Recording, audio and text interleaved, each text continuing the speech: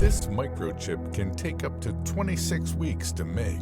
In its as many as 100 layers, billions of transistors are packed into an area about the size of a fingernail. They're the brains behind almost everything we use in our increasingly electronic world. Here's how these complex, tiny devices are made. The process begins with silicon-rich sand. Why silicon? Silicon is a semiconductor. It's the sweet spot between an insulator and a pure conductor.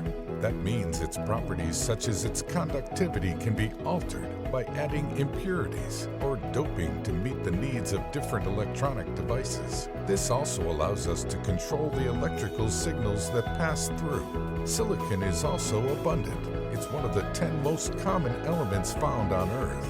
But much of the silicon found in the wild is chemically bound to oxygen, so the two elements must be separated.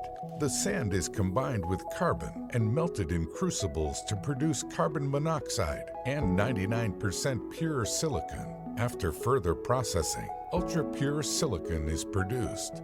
Next, a seed crystal is placed in contact with molten silicon. As the seed crystal is slowly pulled away, silicon atoms are deposited on the bottom surface. The result is a large cylindrical boule, or a single crystal ingot of pure silicon. The boule is then thinly sliced into wafers. Silicon wafers typically have diameters of 1 to 12 inches, with the most state-of-the-art facilities being able to produce wafers up to 18 inches in diameter.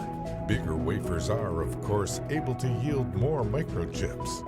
Once the silicon wafers are cut, the production process begins in full. Microchips are made in extremely sterile conditions, free from contaminants such as dust. If even just one particle of dust makes its way onto a silicon wafer, the entire batch is at risk of being ruined. This would derail a process that can take an average of 12 weeks. The first step of the production process is deposition. A thin, non-conducting layer of silicon dioxide is grown or deposited on the surface of the wafer. Then the silicon wafer is prepared for lithography by coating it with photosensitive and light-resistant materials. The next step is very critical: exposure. The prepared silicon wafers enter a lithography machine and are exposed to UV light passed through a reticle containing the chip's blueprint.